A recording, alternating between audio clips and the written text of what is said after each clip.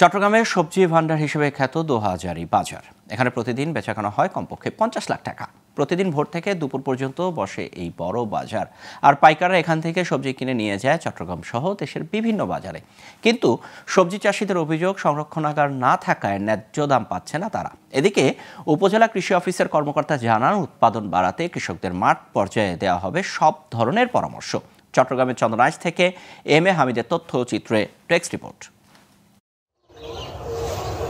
শীতকালের টাটকা সবজির জন্য সুনাম কুড়িয়েছে চট্টগ্রামের দোহাজারী রেলওয়ে বাজার। চন্দনাইশ ও সাতকানিয়া উপজেলার বিস্তীর্ণ এলাকা জুড়ে জেগে ওঠা শঙ্খচরে শীতের সবজি চাষ হওয়ায় এখন জমজমাট এ বাজার।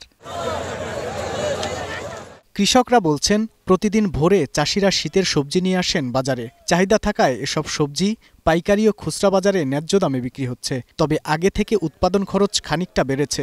যে মাছের দাম, যে বিষের দাম, এখন আর কি করতাম, আর তার হঠাৎ শাশুড়ি নাই, শাশুড়ি নতা করে ইনলের বাজির ওই আর কৃষকের কিন্তু কে চান। আমরা এখানে 2000 মাল নিয়ে আসছি রেলওয়ে স্টেশনে। এখানে আমাদের মূলা 2600 টাকা করে বিক্রি করছি। সবজি বাজারের রেট পাচ্ছি না, তার জন্য সরকারের কাছে আমাদের কাগতি মিনতি থাকবে যে আমরা যেহেতু কৃষকেরা সার এবং বিভিন্ন